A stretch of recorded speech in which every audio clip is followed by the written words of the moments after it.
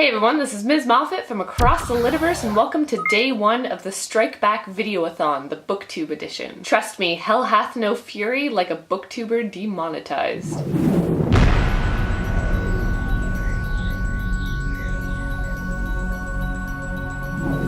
According to YouTube's revised partner program, the vast majority of booktubers are getting demonetized on February 20th, 2018. However, we're not going down without a fight. A few days ago, Julia of That Bookie, G Swizzle of G Swizzle Books, and Mr. Ben Sanders launched the StrikeBackVideoAthon to help small booktube channels find new viewers and to help creators affected by the revised YouTube partner program. In classic booktube fashion, we're banding together to celebrate books, to support each other's work, and to grow our community. I've left links to the organizers' channels below, and I've left a list of prompts that we'll be discussing in the weeks to come. If you're new here, my name is Ms. Moffat, and I'm a Canadian booktuber who loves science fiction, fantasy, manga, comics, YA, and so much more. While you're here, feel free to check out some of my other videos, and don't forget to hit subscribe. I'd recommend checking out my 2018 TBR reading list if you're curious about the books I'll be reading this year. I'll likely be uploading these videos late or possibly out of order because my schedule is a little wonky this week, but we'll see how it goes. And now on to question 1. What are your favorite books you've read because of BookTube? BookTube has had a major influence on the books I read. When fellow booktubers discuss their favorite books with such passion and dedication, it's hard to resist giving those books a shot. More often than not, I've discovered books I never would have found otherwise, and I end up getting to pass those books on to the readers in my life as well. The first book that jumps to mind, and I know all my regular viewers are going to be like, don't say it, don't say it, don't say it, is The Long Way to a Small Angry Planet by Becky Chambers. I read this book in 2017 and it just obliterated the competition when it came to rating the books I read last year. I first found Becky Chambers thanks to Elizabeth over at Books and Pieces, and you can find a link to her channel below. Elizabeth is the queen of science fiction in my books, and I found so many wonderfully diverse examples of science fiction thanks to her channel. I filmed a detailed review of The Long Way to a Small Angry Planet, so you can definitely watch that if you want to hear me absolutely gush about this book. I love this one for its inclusiveness and for the remarkable ways in which Chambers depicts a diverse crew who are learning to relate to one another, but who ultimately respect one another for their differences. And also, who wouldn't want to read about a crew who builds wormholes for interstellar travel, am I right? Book 2 would definitely have to be The Book Thief by Marcus Zizek. To be fair, I first heard about this book when a close friend of mine lent me her copy and told me I had to read it. She doesn't often recommend books to me, so her insistence piqued my interest. That being said, I'd stumbled over this book countless times thanks to BookTube, which convinced me to pick it up. Oh, what a book. I mean, not only is this one intriguing because it's narrated by Death, but Zizek makes his tale especially painful because he constantly reminds you of the fate that awaits these wonderful, unforgettable characters. I cried non-stop through the last 50 pages, and then I passed this book on to all of my literary friends so I could share my pain. Book 3 is definitely A Monster Calls by Patrick Ness. Speaking of books that will leave you a sobbing mess, A Monster Calls will do that repeatedly, and it will make you a better person for it. I picked up the illustrated edition, and I'd recommend you do the same, if only because it adds to the eerie, unsettling tone of the book. Chances are we're all gonna lose someone we love to cancer, and I feel like this book ought to be recommended reading for everyone. It highlights the ways in which we refuse to talk about terminal illnesses, and it shows the various ways people try their best to deal with an awful situation. BookTube, you were spot on with A Monster Calls. And last, I found the Gentleman Bastard series by Scott Lynch thanks to the kind readers of BookTube. Sana over at Ink Bones Books loves fantasy and anime, and I've picked up more than a few fabulous recommendations thanks to her. She spoke so highly of the series that I decided to give the first book, The Lies of Locke Lamora, a shot. If you want drool-worthy world building and an exciting action tale, look no further than The Gentleman Bastards. Granted, not everything works out for the gents and there's a lot of heartache that follows, but you'll feel like you're part of their inner circle after the first few chapters, and you'll get a definite craving for heist movies to boot. So which of your all-time favorite books have you found thanks to BookTube? Out of curiosity, have you read and loved something that I've mentioned in a video? Feel free to tell me in the comments below. If you like this video, make sure to give it a thumbs up to support this channel. As always, thank you for watching, and make sure to subscribe for more videos from across the Litiverse.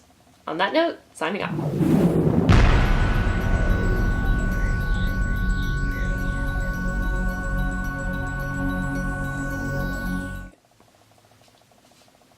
Ugh, guy, what's going on?